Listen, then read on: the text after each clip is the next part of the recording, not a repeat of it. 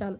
కానీ ఈరోజు గౌరవ ముఖ్యమంత్రి చంద్రబాబు నాయుడు గారు అలా కాదే, ఉదయము సాయంత్రము కూడా వెళ్ళటమే కాదు, వాళ్ళందరూ కూడా ఎలా ఉన్నారు, ఏం చేస్తున్నారు అనేది చాలా క్లియర్గా కనుక్కొని సాయంత్రం మళ్ళీ మీ అందరికీ కూడా బ్రీఫ్ ఇచ్చి ఇక్కడ ఇక్కడ మళ్ళీ అఫీషియల్స్ అందరితో పాటు మీటింగ్ ఏర్పాటు చేసుకొని వాళ్ళతో క్లియర్గా ఎలా జరుగుతుంది.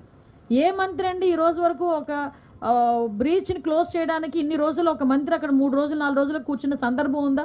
ఈరోజు గౌరవ ముఖ్యమంత్రి గారి ఆదేశాల మేరకు నిమ్మల రామానాయుడు గారు వెళ్ళి బుడమేరు ఆ బ్రీచ్ని క్లోజ్ చేయడానికి 3 రోజులుగా నిద్రాహారాలు మాని వానలో తడుస్తూ అక్కడే కూర్చున్నారు. ఇవన్నీ ఎందుకు కనిపించట్లేదు ప్రతిపక్షాల వాళ్ళకి? ఇవన్నీ ఎందుకు అసలు వినిపించట్లేదు ప్రతిపక్షాల వాళ్ళకి?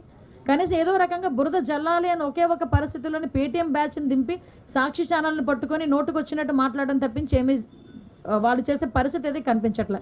ఒకటైతే క్లియర్గా ఉన్నాను, ప్రజలందరూ కూడా ఇప్పుడు ఎన్డీఏ పక్షాన ఉన్నారు. ఎన్డీఏ నాయకులందరూ కూడా ఈరోజు ముందుకు వచ్చి సేవా కార్యక్రమాల్లో పాల్పంచుకుంటున్నారు. రేపటి నుంచి కూడా